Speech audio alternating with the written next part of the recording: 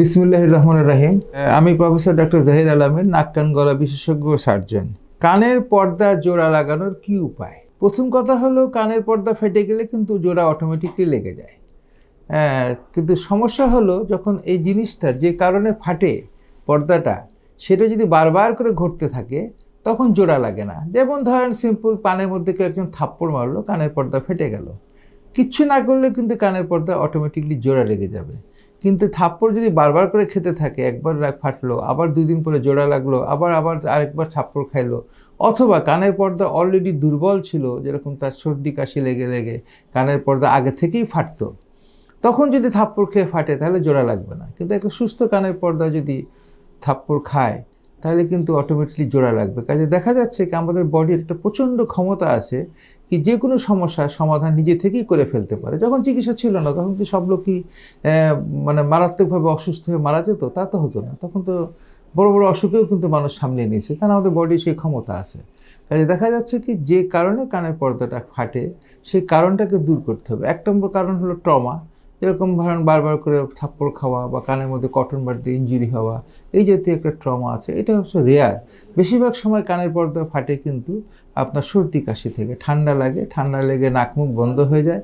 নাক মুখ বন্ধ হওয়ার পরে এই বন্ধটা কিন্তু নাক থেকে কানে চলে যায়, কানের মধ্যে ব্যথা হয়, ব্যথা হওয়ার পরে কানের পর্দা ফেটে যায়। এটা হলো ক্লিয়ার কাট সিনারিও, এবং এটা হয় কাদের জন্য? সাধারণত বাচ্চাদের ক্ষেত্রে হয়ে থাকে। আর একটা ক্ষেত্রে কানের পর্দা ফাটে, যেটাতে কানের ভিতরে একটা টিউমার জাতীয় জিনিস, ওকে বলে আমরা কোলেস্টিয়াটোমা। সেটা সম্পূর্ণ ডিফারেন্ট। এই পর্দা ফাটা না, এটা আসলে কানের মধ্যে একটা ডিজিজ থাকে, কোলেস্টিয়াটোমা, আর একটা টিউমার লাইক একটা ডিজিজ থাকে। কাজে কানের পর্দা ওটা একটা ফাটার একটা অন্যতম প্রধান কারণ। তো হোয়াট এভার ইজ, কানের পর্দা যদি নর্মাল ফাটা থাকে এবং যদি এটা ন্যাচারালি যদি কিওর না হয়, তাহলে কিন্তু আমাদেরকে যেটা করতে হবে সেটা হলো এই পর্দাটা জোড়া লাগাইতে হবে। এবং জোড়া লাগাইতে হবে আমরা বলি একটা অপারেশন, যেটাকে বলা হয় টিম্প্যানোপ্লাস্টি অপারেশন। এটা সাধারণত উইথ মাইক্রোস্কোপ করা হয়ে থাকে। অনেক জায়গায় লোকাল দিয়েও করে। আমি একসময় লোকাল দিয়ে করতাম, পরে দেখতাম রোগীর কষ্ট হয়।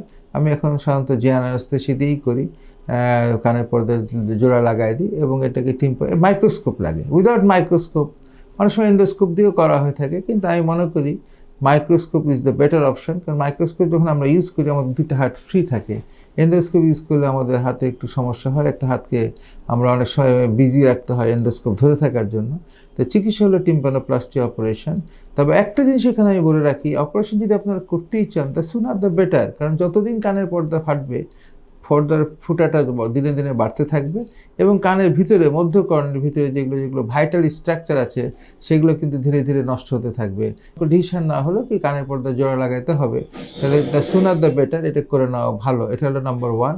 আর নাম্বার 2 হলো কি, আপনার proper hand is very important. Proper hand খুবই বেশি ইম্পর্ট্যান্ট। প্রপার হ্যান্ড না হলে কিন্তু পর্দার জোড়াটা সাকসেসফুল হবে না।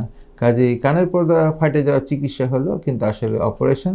যদি ন্যাচারাল ওয়েতে এটা কয়েকদিন বা কয়েক মাসের মধ্যে এটা হিল না করে যায়, 2-1 মাস সময় আছে যখন আপনার হিল করার একটা সম্ভাবনা থাকে, কিন্তু এরপরে এটা আর হিল করবে না, তখন দ্য সুনার দ্য বেটার, এটা করে নেওয়া ভালো। 1 নম্বর হলো অপারেশনটা সহজ হয়, এবং 2 নম্বর হলো ফার্দার কমপ্লিকেশন, যেরকম কানে ভোবো শব্দ হওয়া, কানে মাথা ঘোরানো, এই সমস্যাগুলো আগে অপারেশন করলে সাধারণত চলে যায় বা থাকে না বা আসে না। আপনাদের সবাইকে ধন্যবাদ।